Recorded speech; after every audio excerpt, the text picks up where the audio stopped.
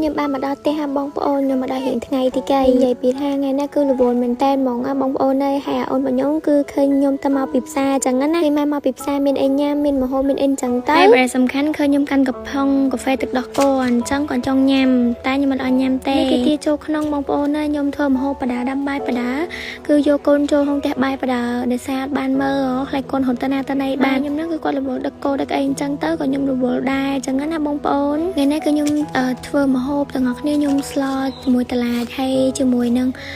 ពងទាពងអីអញ្ចឹងណាហើយសាច់ជ្រូកសាច់អីចឹងទៅនេះបកាប់ភ្លើងនិយាយពីថាតម្រាំតែឆេះបងប្អូនអើយដែលស្អីមួយថ្ងៃនេះភ្លៀងហើយអញ្ចឹង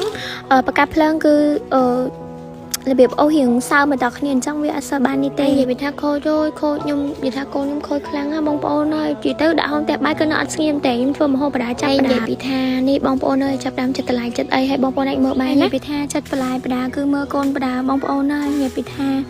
ចិត្តខ្ញុំនេះគឺ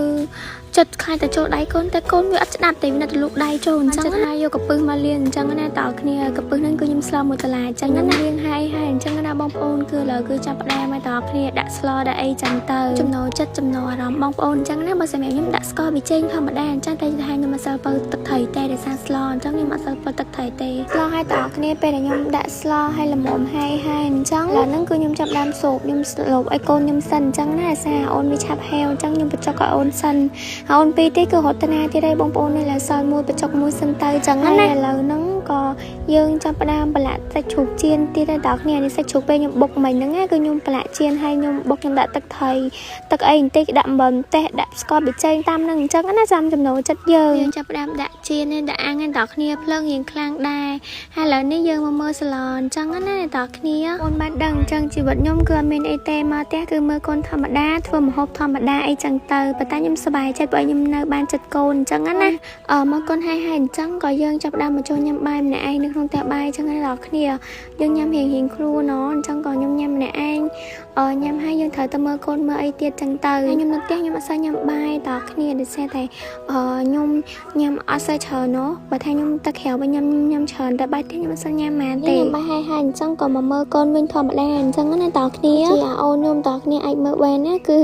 មួយរយៈហ្នឹងគឺតាមខ្ញុំនិយាយទៅខ្ញុំមកផ្ទះមិនសូវមិនជិបតាហត់អោបខ្ញុំបងប្អូនអើយបានទេបានថាខ្ញុំឃើញអញ្ចឹងខ្ញុំចង់យំមករបៀបថាយើងនឹកកូនដែរហើយបងប្អូនដឹងអត់មកសើមួយថ្ងៃហ្នឹងសេរ៉ូម៉ូចូលជាមួយនឹងណៃគ្រីមហ្វូម៉ូចូលគឺចូលបានច្រើនខ្លាំងមែនតែម្ដងចូលគឺក៏អត់បានសល់ដែរបងប្អូនអើយដោយសារតែយើងត្រូវដាក់ឲ្យត្រែងអស់ហើយអញ្ចឹងណាអ្នកទាំងអស់គ្នាហើយឈុតមុខនេះទាំងអស់គ្នាគឺខ្ញុំលក់ដាច់ខ្លាំងមែនតែឈុតមុខ VIP ម៉ូចូលដែលជួយឲ្យស្បែកមុខរបស់យើងក្មេងជាងវ័យជួយឲ្យស្បែកមុខរបស់យើងសាច់ចាំជាពិសេសព្រូនកូឡូមជាពិសេសទៅលើស្បែកមុខបំពន់ដែលគាត់ធ្លាប់លេងគាត់ចង់មកផលលេសុទ្ធតែគឺឈុតនេះខ្ញុំ recommend ខ្លាំងមែនតែ